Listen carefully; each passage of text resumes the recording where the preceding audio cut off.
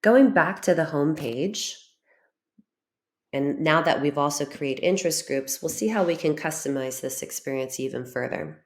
We're greeted with a visual introduction to everything that we at RANE have published, our proprietary content, in this case over the last week.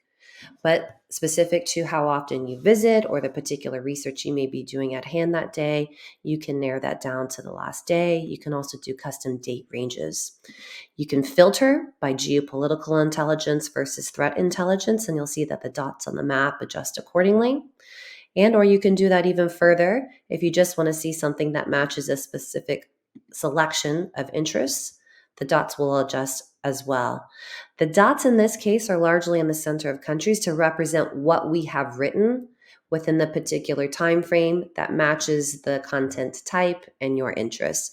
And it's intended to be a pathway to explore further.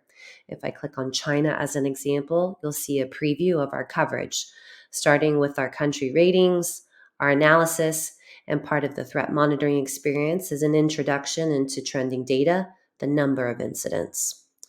You can further explore by this navigation menu, clicking on any region, theme, geopolitical intelligence topics, or threat intelligence topics, and you'll see that the content panel adjusts as well.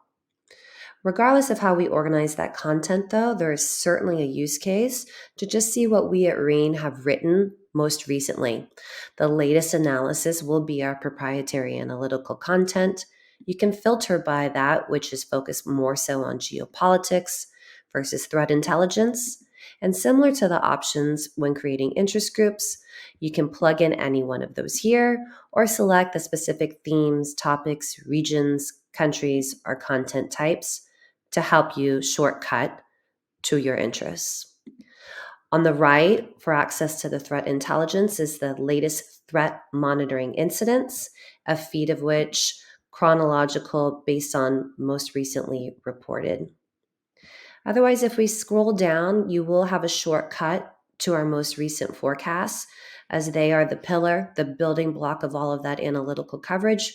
We want to create an easy pathway there.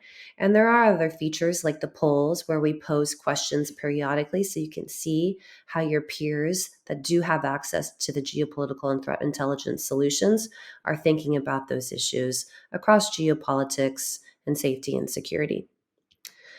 Now, if we go back to the map, if we click on China as an example, if we go to the content panel, clicking at the top of the content panel, or if we scroll down, see more, we can get to that country page. And the same would be for regions, themes, and topics.